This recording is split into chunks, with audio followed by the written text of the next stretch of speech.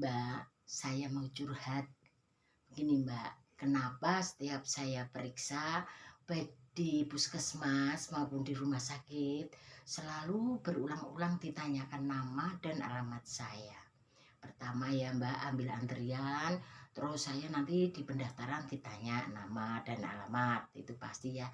Setelah itu ditimbang atau ditensi itu pasti ditanya nama lagi. Setelah itu masuk ke ruangan dokter, ditanya lagi sama dokternya, juga mungkin perawatnya itu yang ada di situ ya, tanya nama dan alamat juga. Setelah diperiksa, saya apa ke bagian pendaftaran itu ya. Ini kalau di rumah sakit kan mesti saya pakai inden. Nah, itu juga ditanya lagi mau mendaftarkan ulang itu toh. Pasti ditanya alamat, nama alamat juga. Kemudian saya ke apoteknya mau ngambil obat, ditanya lagi nama dan alamat. Begitu itu kenapa ya, Mbak ya? Oh iya, jadi gini, kenapa sih kalau kita pergi ke fasilitas kesehatan, misal rumah sakit ataupun puskesmas, kita selalu ditanya tentang nama dan alamat, bahkan berulang kali. Jadi, hal tersebut merupakan cara bagi nakes untuk melakukan identifikasi pasien. Identifikasi pasien itu bisa dilakukan dengan menanyakan minimal dua dari identitas pasien, yaitu nama dan alamat dari pasien tersebut. Hal ini dilakukan oleh semua nakes setiap hendak melakukan pemeriksaan, tindakan medis, ataupun penyerahan obat. Hal ini dilakukan untuk menjamin keselamatan pasien sehingga tidak terjadi kejadian yang tidak diinginkan atau bahkan kejadian yang lebih fatal. Gitu Ibu. Jadi, untuk teman-teman ibu-ibu, eyang-eyang saat pergi ke fasilitas kesehatan ketika ditanya nama ataupun alamat, jangan bosan-bosan ya, bantu kami. Oh, gitu ya, Mbak ya.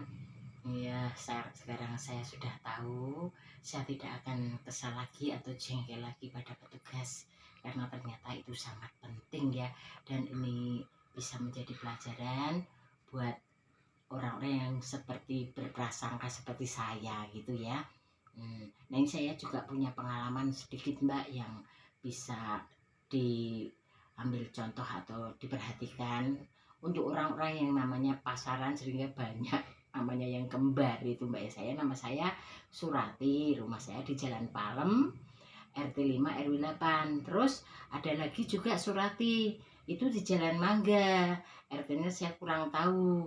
Nah, itu ketika waktu periksa kebetulan bersama gitu, Surati yang Jalan Palem dipanggil-panggil, saya nggak datang, saya nggak maju ke depan gitu loh. Nah, yang maju Surati yang di Jalan Mangga. Nah, tapi ketika dipanggil Surati yang Jalan Mangga, saya yang maju. Akhirnya petugasnya ya sedikit marah sama saya, bukan marah tapi sedikit jengkel ya. Nanti Bu kalau dipanggil gitu. Nah, terus ternyata itu yang dipanggil memang benar nama saya.